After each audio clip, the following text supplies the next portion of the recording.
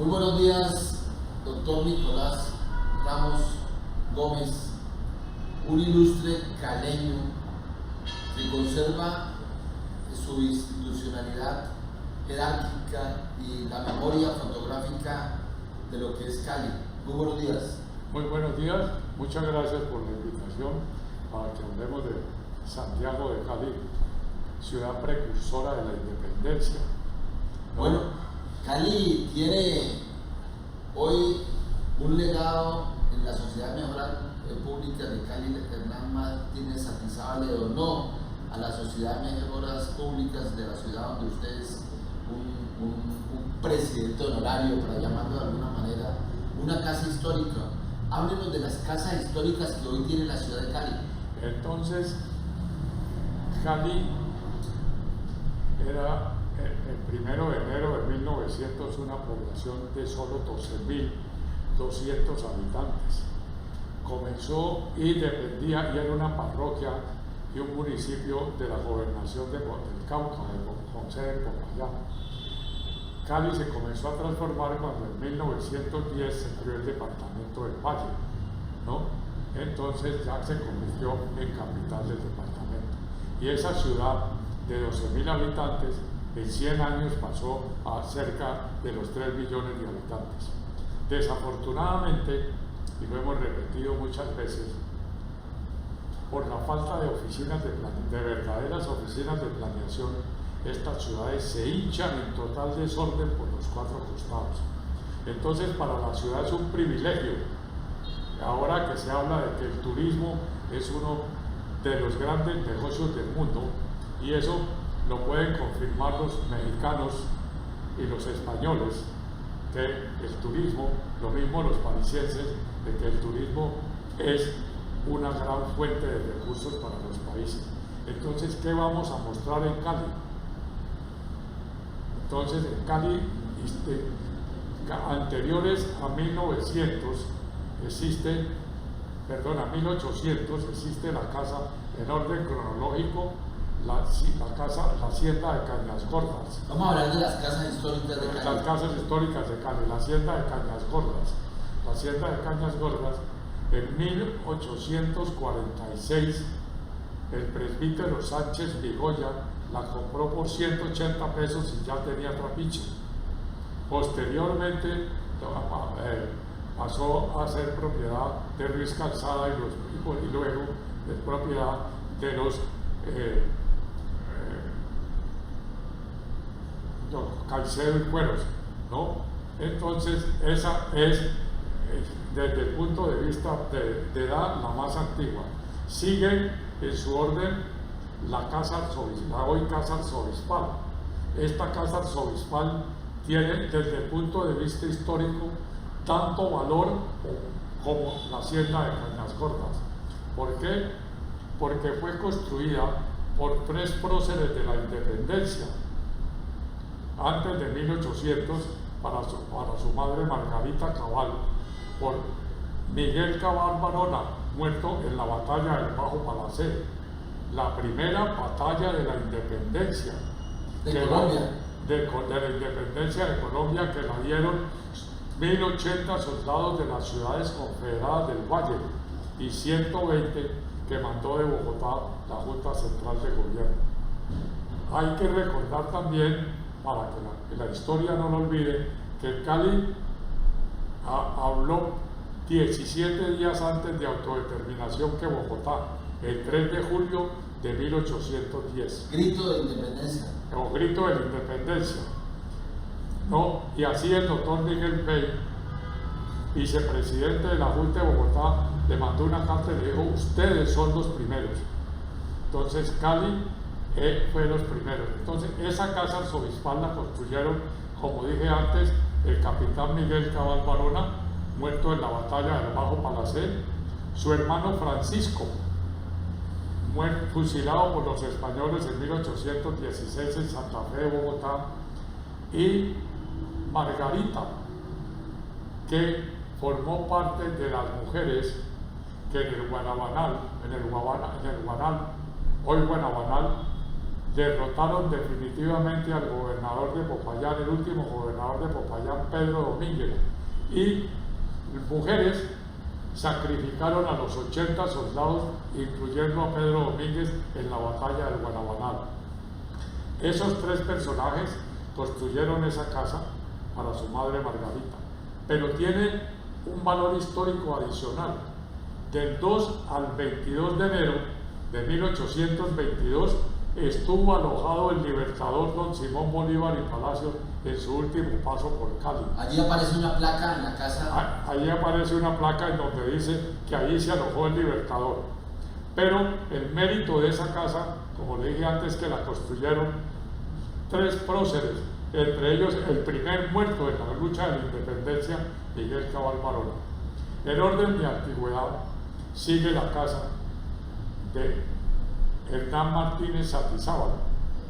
Es de 1856. Fue construida por la abuela de Hernán Martínez Satizábal, que, como me decía él, era una mujer analfabeta, pero se volvió en esa época más que millonaria, tenía varias haciendas y construyó esa casa. Esa casa tiene el mérito de que es la tercera más antigua de la ciudad, pero se conserva original en un 95%. Cañas Gordas y la casa arzobispal fueron restauradas y reparadas, están iguales en su figura, pero la casa de Hernán Martínez Satizábal tiene esa condición, que es original en un 95%. Es de 1856. Y la otra casa, que ya es monumento, se me olvidó el nombre que tiene un calificativo, es la Sociedad de Mejoras Públicas. ¿Que fue construida en qué año? La Sociedad de Mejoras Públicas es de por ahí de 1860, 1870, 1880. Esa casa era original, una sola casa. Un señor Lora la dividió en 3 porque tenía distintos hijos. Hoy la Sociedad de Mejoras Públicas es propietaria de 3/4 partes y hay una 4ª parte que es del municipio, que está incorporada operativamente, pero la casa de la Sociedad de Mejoras Públicas, como patrimonio de la ciudad, necesita que se restaurarle la parte trasera para unir el patio actual, para que la casa recupere en la forma más posible su condición original. Esas son históricamente, y queda una 5ª casa, que es la casa del doctor Mario de Caicedo, que queda en el fondo de la calle La Escopeta, que tiene un mirador, pero esa casa ha sido intervenida en el interior. ¿Dónde está hoy oficina del Ingenio Manuelita? Del Ingenio Manuelita. Esas son las 5 casas históricas de la ciudad. A ver. Queda dentro de la, por fuera de eso, queda un patrimonio, 2 patrimonios de la historia arquitectónica de Cali. La Torre Mudéjar, única en la Nueva Granada, de ese estilo. Hay una parecida en el Salado, pero muy inferior a la Torre Mudéjar. Luego sigue, en orden de antigüedad, el claustro del convento, el claustro del Colegio de Misiones de San Joaquín de Cali. De muchos caleños le dicen el convento de San Francisco. Eso nunca fue el convento de San Francisco, fue el convento de Misiones de San Joaquín de Cali. Y los muchos caleños también, a pesar de que hay una placa que dice que Ley 03 de 1926, la que llaman Plaza de San Nicolás se llama, por ley de la República, Plaza 20 de Julio, porque ahí está la estatua de Ignacio de Herrera y Vergara. Ignacio de Herrera y Vergara era un caleño, el único firmante del acta del 20 de julio, pero su mérito más importante es que como ideólogo de la independencia fue tan importante como Antonio Nariño. Qué bueno. Bueno, recordemos, doctor Nicolás, que estas 5 casas históricas de la ciudad fueron construidas aproximadamente entre 1850 y 1880. Por las referencias históricas que usted tiene, ¿cómo era Cali en el tema de servicios públicos, la cultura, las costumbres, cómo funcionaba la Plaza Caicedo, cómo funcionaba, se erigió en 1910 la gobernación del Valle, cómo funcionaba en décadas anteriores a su nacimiento, por esas referencias históricas de su abuelo, cómo funcionaba Cali en ese entonces. Mire, Cali era una ciudad hasta 1940, una ciudad pequeña, en donde a la gente le enseñaban urbanidad desde la casa y en la escuela. Yo tengo en mi biblioteca una edición de la Urbanidad de Carreño de 1867, editada en Nueva York, con que mi padre estudió urbanidad en la escuela de San Antonio, que era la escuela de Cali. Mi padre fue bachiller de Santa Librada en 1913. ¿No? Entonces la ciudad era una ciudad señorial. La gente, los muchachos los educaban desde la casa, ¿no? Todo el mundo era respetuoso, ¿no? Había la obligación de saludar quitándose el sombrero, darle la cera a la señora, darle la mano a la gente para recoger la en ese entonces, corbata, sombrero y paño. Y yo conocí chaleco, porque Cali no era tan caliente. Entonces yo conocí a mi padre usando chaleco. Cuando la ciudad comenzó a calentarse, ya dejaron el chaleco, pero los vestidos eran de paño inglés, ¿no? Los señores, y todo el mundo usaba sombrero.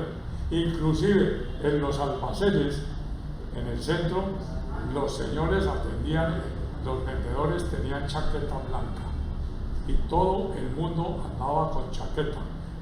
Después aparecieron las chaquetas de drill o de lino, pero todo el mundo andaba con sombrero. Por las noches salían con bastón y todo el mundo se conocía.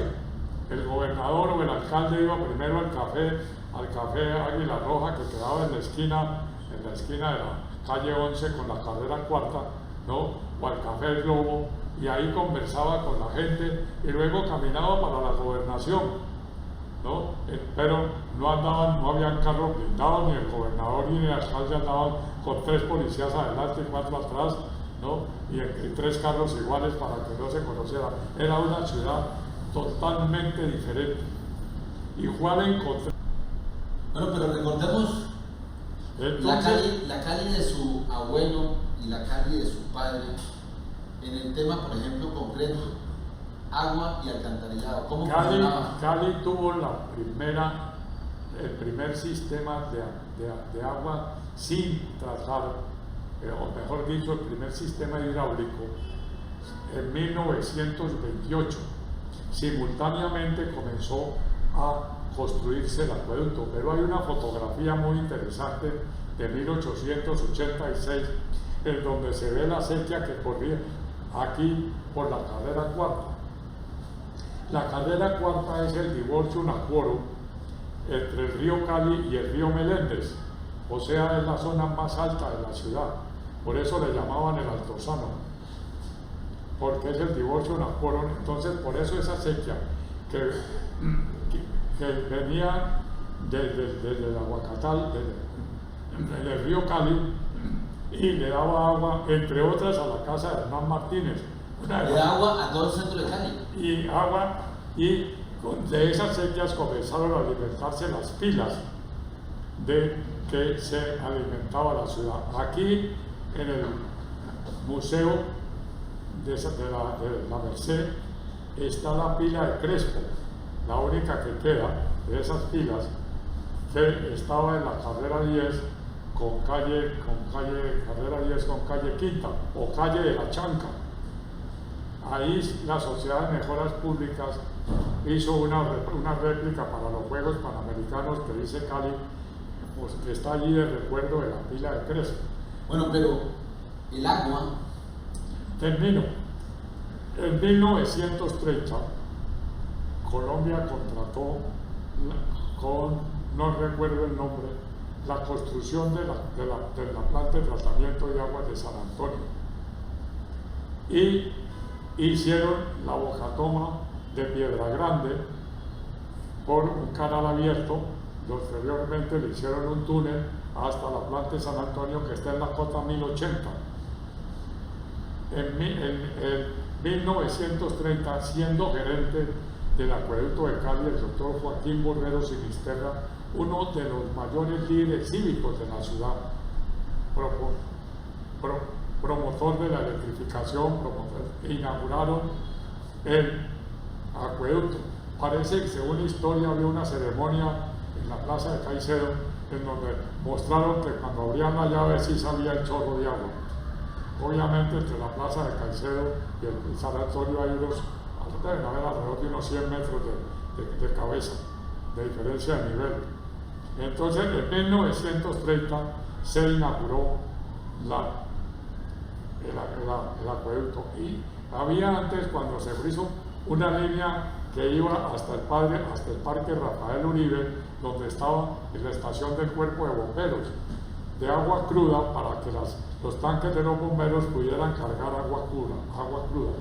Ahí comenzó el crecimiento de la ciudad. Luego se construyó la primera planta del río Cauca en 1958, que le daba capacidad de suministro de agua a Cali hasta para 1 millón de habitantes. ¿Tomó el oriente de la ciudad? No, entonces luego hay otra tercera planta. En este momento comenzó, cuando se hizo el acueducto, se comenzó a hacer el alcantarillado. Originalmente esos alcantarillados eran en piedra, en ladrillo, tapados con piedra. ¿No? El último que yo recuerdo, que hubo en la carrera sexta hace unos años hubo un daño, y la carrera sexta estuvo cerrada como 3 o 4 meses porque el alcantarillado era en piedra. Aquí en la Sociedad de Mejoras Públicas uno ve todavía el alcantarillado en las casas, era el ladrillo tapado con piedra del río, que era un poquito más grande. Y muchas de estas calles de Cali, si un día y hubo un daño en la puerta de la casa de Hernán Martínez, el día que aparezca un daño aquí en la carrera cuarta va a estar cerrada no sé cuánto tiempo, y Cali bloqueada, porque el alcantarillado es de 1928-1925. Bueno, entonces ese alcantarillado fue construido más o menos en ese año, y antes la gente tenía su letrina en su propia casa, y por eso las casas tenían un tamaño descomunal, superiores a 1000 metros cuadrados. La ciudad era una ciudad pequeña, y entonces Hernán Martínez contaba que aquí estaba esa sequía, y que habían unos señores que vivían en unas piezas allí, lo que es hoy el convento de la Merced. Entonces dice, por la mañana salían a botar la vasenilla a la alcantarilla que pasaba por el resto de Cali. Es lo mismo que uno puede apreciar en Guayaquil, cuando ve que lo que baja por el río de Guaya de Guayaquil. Entonces es así. Luego ya vinieron nosotros las tuberías de concreto, ¿no? Los grandes colectores de solado de concreto con bóveda de ladrillo. En la avenida Oscar Rizo hay uno, en la avenida por Cristóbal Colón hay otro, no, eran ya mayores. Después ya aparecieron las tuberías de American Pipe y las tuberías de concreto centrifugado. Entonces ya ese solado y un arco de ladrillo, ¿no? Ya no se construyen. Una vez uno de esos alcanza. Allí en la avenida Oscar Russo se rompió y un bus se fue y apareció, porque cambiaron las aguas negras, aparecieron los detergentes, los ácidos, se comían el ladrillo y se comían el concreto. Entonces comían a uno de los... Don Nicolás, volvamos al centro de Cali. Sí. En la época de su abuelo y de su padre, la energía en el centro de Cali, ¿cómo funcionaba? Un momentico, la energía funcionó en Cali por primera vez en 1912, 1912, se construyó la primera planta del río Cali de 400 kilovatios, y con eso se comenzó a alumbrar algunas casas y las calles de la ciudad. Luego vino la Compañía Colombiana de Electricidad, que montó unas plantas diésel en la carrera séptima con calle 26. Ahí montaron unas plantas diésel, entonces la Compañía Colombiana de Electricidad, que atendía también a Palmira. Luego, cuando con esas dos plantas y la colombiana, entonces la ciudad sintió la necesidad de que necesitaba energía eléctrica, y en 1944 se comenzó la construcción de la planta de Anchicayá. Bajo Anchicayá. Del Bajo Anchicayá, que en esa época no se llamaba el Bajo Anchicayá, sino la Central Hidroeléctrica de Anchicayá. Chidral, que era una planta con regulación, si mal no recuerdo, quincenal. Pero como la antigua carretera Buenaventura iba por la cuenca del río Agua, comenzaron a hacer fincas y fincas, entonces el río colmató el embalse, y al final tuvieron que comprar una draga para simplemente limpiar la bocatoma. Esa fue que le llamaban Anchicanunca, porque el diseñador fue el doctor Espíritu Santo Potes, ¿no? Profesor nuestro en la Universidad del Valle. Bueno, de centrales hidroeléctricas. Es muy capaz, un ingeniero muy capaz. De la Universidad del Cauca. De la Universidad del Cauca, ¿no? Luego Luis Palacios, ¿no? Fue uno de los que se empeñó en lograrla con la culminación de esa hidroeléctrica. Eso le mejoró a Cali inmediatamente. Hay otro personaje ahí muy importante, que es Manuel Carvajal Sinisterra, también colabora mucho en que eso saliera adelante. ¿Año 44? Año 44, creo que se inauguró en el 45, si mal no recuerdo. Ahí comenzó el crecimiento de la ciudad. Entonces apareció la construcción del Alto Anchicayá, ¿no? Y la construcción de la hidroeléctrica de Calima, porque, como tú sabes, la máxima demanda eléctrica está entre las 6 y las 9 de la noche. Es 3 o 4 veces la durante el día. Entonces, si no se tienen reservas, me alejo de atender esa demanda, entonces comienzan los razonamientos. Entonces, Calima se concibió como la planta que podía generar ese pico entre las 6 y las 9 de la noche. Pero la ciudad siguió creciendo, ¿no? Entonces hubo que hacer nuevos desarrollos. Pero vuelvo, cuando emascularon al Valle del Cauca con la creación, también nosotros en este momento el Valle del Cauca podía ser autárquico en la generación eléctrica. Con las otras 3 etapas que faltan de Calima, Arriero del Micay, que está estudiado, pero en el norte del Cauca. En el norte del Cauca, Arriero del Micay, con eso el Valle del Cauca sería autárquico. Hoy el Valle del Cauca compra el 46% de la energía que consume. Eso es un chorro de plata que sale todos los meses. Y ese balance de Alto Anchicayá, que fue el gran proyecto último desde el punto de vista energético y hidroeléctrico de la región, ¿cuál es su balance? No, esas plantas son óptimas, es decir, se aprovechan en el 100% de su capacidad, porque el sistema interconectado nacional que se controla desde Medellín, ¿no? Hoy aquí podemos estar recibiendo energía de La Guajira, podemos estar recibiendo energía de Chivor, o podemos estar recibiendo energía de Guatapé, pero donde no estamos recibiendo mucha energía es el Valle del Cauca, porque el 46% se importa. Bueno, entonces volvamos a la época anterior, al año 1900, donde estas 5 casas históricas fueron construidas y que nos concita este diálogo ciudadano. Doctor Nicolás, la educación, ¿cómo funcionaba en la época de su abuelo y de su padre? Mire, el Colegio de Santa Librada es, junto con la Universidad del Cauca, curiosamente la Universidad del Cauca es la segunda universidad de Colombia.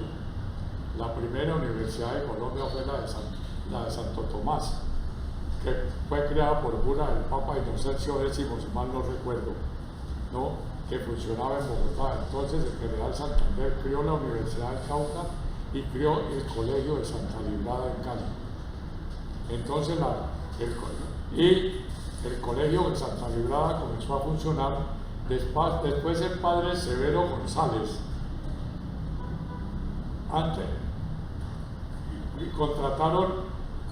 contrató a los hermanos maristas para que vinieran de España a regir al Colegio de Santa Librada.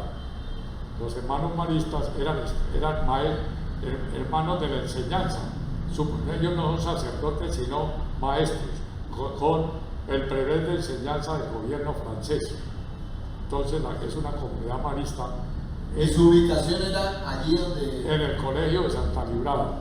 Luego... Pero la ubicación era ahí en la carrera cuarta. La carrera cuarta en el claustro de San Agustín. Otro de los monumentos de la ciudad. Usted busca la palabra que quiera para calificar su destrucción. Y se cambió por ese horroroso parqueadero que hay allí. Parqueadero Santa Librada. Horroroso parqueadero. Cali no tenía sino dos claustros.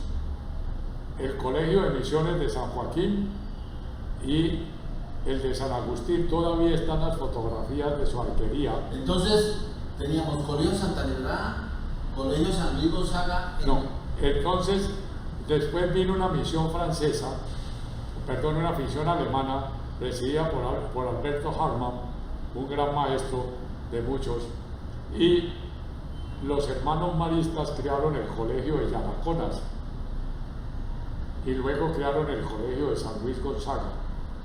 Allí en Granada. No, el Colegio de San Luis Gonzaga en la carrera octava con calle Novena. Donde funciona la Asamblea Departamental. En 1927. Allí hice yo la primaria, en el Colegio de San Luis Gonzaga. ¿Pero ese colegio primero no funcionó en Granada? No, ese colegio comenzó, ellos construyeron ese edificio porque ellos construyeron primero Yanaconas, que era un internado. Y creo que funcionó en alguna casa. En ese tiempo el barrio Granada no existía. El barrio Granada es posterior, ¿no? Entonces el barrio Granada comenzó en 1927, 1928, cuando construyó la casa Otero. El Palacio Otero famoso. El Palacio Otero allá en la esquina, detrás del estatua del Padre de la Patria. Entonces, existía el Colegio de los Hermanos Maristas, existió en San Antonio, que ahí estudió mi padre, en ese colegio en San Antonio. Fue en San Antonio donde después construyeron el Colegio de San Luis Gonzaga. Y el único colegio de bachillerato era Santa Librada. Santa Librada cumplió hoy 200 años con esto. O sea que su padre estudió en Santa Librada. Mi padre es bachiller de Santa Librada de 1913. ¿Y le tocó a su padre pasarse allá? Le tocó pasarse de San Antonio a Santa Librada. A Santa Librada en la carrera cuarta. A la carrera Pero cuarta. no le tocó en la carrera 15, ¿no? No, carrera 15 no, la carrera 15 era Andrés J. Lenis, el rector del Colegio de Santa Librada, cuando se pasaron, pero eso fue por allá por los años 50, los años 60.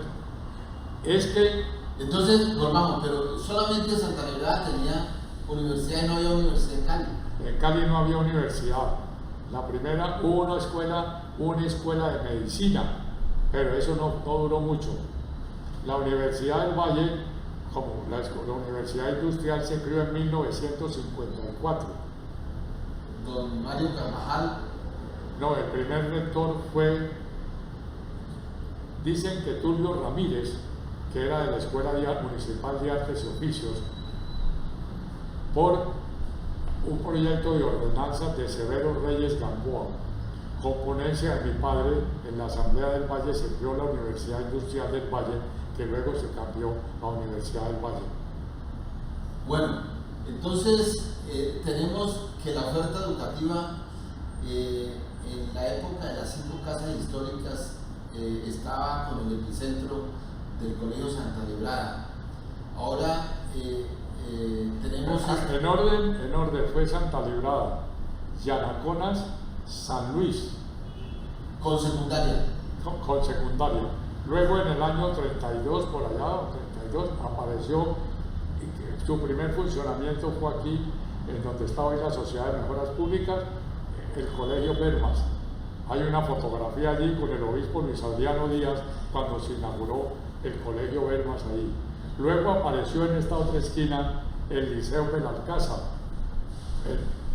Antes las hermanas, el primer colegio femenino era en donde está el Hotel Aristi, de las hermanas, las de la Corneta, ya se me olvidó el nombre de las hermanas Vicentinas. De las hermanas Vicentinas tenían el primer colegio, ahí estudió mi madre en ese colegio de las Vicentinas. Luego las Vicentinas aquí en la carrera cuarta hicieron otro colegio y había una escuela donde está el Banco Popular, era una escuela pública que la donó un sacerdote. En esa época en Cali no había sino Santa Librada y San Luis. En el año 32 entró el Bermas. Después entró el Colegio Villegas. Luego ya comenzó también las hermanas de la Providencia con las hermanas. Y las hermanas de la Providencia con las mujeres, pero ellas son posteriores. A propósito. Pero funcionaron en el centro de Cali, primero. Y luego luego construyeron el edificio de Peñón. Entonces, paradójicamente, como ir redondeando, encontramos que estas 5 casas históricas, igualmente un número de colegios funcionaban en el centro de Cali. En Cali funcionaba en la ciudad hasta 1900. Concentrémonos en la historia. Estas 5 casas que estamos hablando de ese nivel histórico, hoy la Sociedad de Mejoras Públicas tiene la titularidad del legado de Hernán Martínez Santizábal. Entonces cuéntenos para ir redondeando esta gran propuesta de ciudad. Entonces Hernán Martínez, un caleño muy orgulloso de ser caleño, que vivió gran parte de su vida aquí y había nacido en esa casa. Aquí en la carrera cuarta. Aquí en la carrera cuarta. Buen amigo mío, conversábamos mucho, íbamos con gran frecuencia a su casa de Pance, en donde hacía unas reuniones supremamente agradables. ¿Dónde quedaba esa casa de Pance? Esa casa de Pance queda a la orilla de Pance, es una casa muy bonita en el fondo. Entonces, algún día digo, voy a donarle a la ciudad esta casa para construir el museo. Hay una fotografía muy interesante, el día en que se puso la placa Museo de la Ciudad Hernán Martínez Santizábal, ahí en la carrera cuarta. Entonces él le donó a la Sociedad de Mejoras Públicas las 4/5 partes de la casa. La 4/5 parte se le compró posteriormente a una sobrina y la sociedad pasó a ser propietaria del 100% de la casa. Y por medio de una escritura pública, Hernán Martínez Santizábal también le donó a la sociedad los muebles, la totalidad de los muebles de la casa. Desafortunadamente, algún personaje saqueó la casa. ¿Ese delito cómo se llama? ¿Abuso de confianza? Sí, claro. Abuso de confianza. Que es muy difícil porque no tenemos un inventario de los muebles, pero un buen ciudadano le hizo ese daño a la ciudad, y es que era un funcionario de Hernán Martínez Santizábal. No tengo correcto su nombre, pero algún día lo haré conocer. Ese señor le debe esos muebles a Cali, porque mientras hace parte de la historia de la ciudad. Hace parte de la historia de la ciudad. Eso se llama, ¿cómo ese delito? No, es varios delitos, pero sí abuso de confianza y robo, ¿cierto? Robo. Bueno, entonces esa casa, conservada en el 95% original, es para hacer el museo de la ciudad, como tienen todas las ciudades del mundo. Ahora, eso necesita la propuesta de hacer el Museo de Cali nació como voluntad de Hernán Martínez, o ya es una decisión de la Sociedad de Mejoras Públicas. Es voluntad de Hernán Martínez Santizábal y el compromiso de la Sociedad de Mejoras Públicas a desarrollar, que ahí estén sus instalaciones y el museo de la ciudad. Entonces ahora viene un trabajo gigantesco, que es reparar la casa, a mejorarle, taparle los desperfectos que tiene, ¿no? Amueblarla y hacer un estudio museográfico para que eso sea un museo interactivo, que esos visitantes, así como entran a visitar la casa de la Sociedad de Mejoras Públicas, todos los días entran allí 5, 6, 10 visitantes de Cali extranjeros a conocer la casa, entren al Museo de la Ciudad, en donde se tenga la historia de la ciudad, fotografías de la ciudad, salas de conferencia, y hay un museo interactivo, pero eso vale un dineral. Bastante importante que la Sociedad de Mejoras no lo tiene. La Sociedad de Mejoras Públicas no es sino un administrador de un interés de la ciudad. No, administrador, pero era el titular de la casa. No, es el titular. De 1000 metros cuadrados que tiene un valor patrimonial, digamos, intangible. Sí, por eso es que la casa yo diría que no es de la Sociedad de Mejoras Públicas. Es de la ciudad. Es un patrimonio de la ciudad. Correcto. Entonces la ciudad tiene que volcarse hacia la casa Museo de la Ciudad para convertirla en la historia de la ciudad, en el museo de la ciudad, y que sea el atractivo para los turistas que vengan a conocer a Cali, porque estamos hablando de turismo, pero ¿qué van a conocer en Cali? Tenemos que hacer un proyecto para mostrar la Torre Mudéjar, la Capilla de San Antonio, que es un monumento nacional, la Sierra de Cañas Gordas, la Casa Arzobispal, el claustro del Colegio de Misiones de San Joaquín de Cali, ¿no? Bueno, ¿qué decisiones ha tomado la Sociedad de Mejoras Públicas respecto a proyectar ese museo histórico para Cali? Nosotros en este momento solamente estamos comenzando a analizar el proyecto, porque Hernán Martínez se murió hace 2 meses, hace 3 meses se murió Hernán Martínez, ¿no? Celebramos sus exequias, ¿no? Entonces en este momento necesitamos la colaboración del Honorable Consejo Municipal, ¿no? En primera instancia, ojalá del Gobierno Nacional, porque este es un compromiso histórico para mantener la historia de la ciudad. Usted me decía que era muy importante que ahora que se estudia el Plan Nacional de Desarrollo, que se incorpore como un patrimonio histórico de Colombia, hace parte indudablemente de la casa, y que se pueda desarrollar entre la nación, la ciudad, el distrito de Santiago de Cali y la Sociedad de Mejoras Públicas puedan en el corto plazo entregarle un museo histórico a Cali. Creo que es un compromiso del Gobierno Nacional, porque me vuelvo repetitivo. Cali es la ciudad pionera de la independencia. Aquí se inició la independencia, y aquí salieron las tropas para la primera batalla de la independencia, y tenemos un compromiso histórico. El 9 de diciembre de este año, un batallón de los caleños, les llamaban en ese tiempo, de las ciudades confederadas, libraron la batalla de Ayacucho en el Perú, que selló la independencia de América. Fueron vallecaucanos los que iniciaron la independencia, y fueron vallecaucanos los que terminaron la independencia en el Perú. Ese es un compromiso de Colombia con el Valle del Cauca, y yo creo que parte de ese compromiso debe ser restaurar esa casa para tener allí esa historia de Colombia. Y reitero, 3 de julio, 9 de diciembre, en Bombonao, los vallecaucanos comenzaron y terminaron la independencia no solo de Colombia, de América, porque en Bombonao se selló la independencia de América.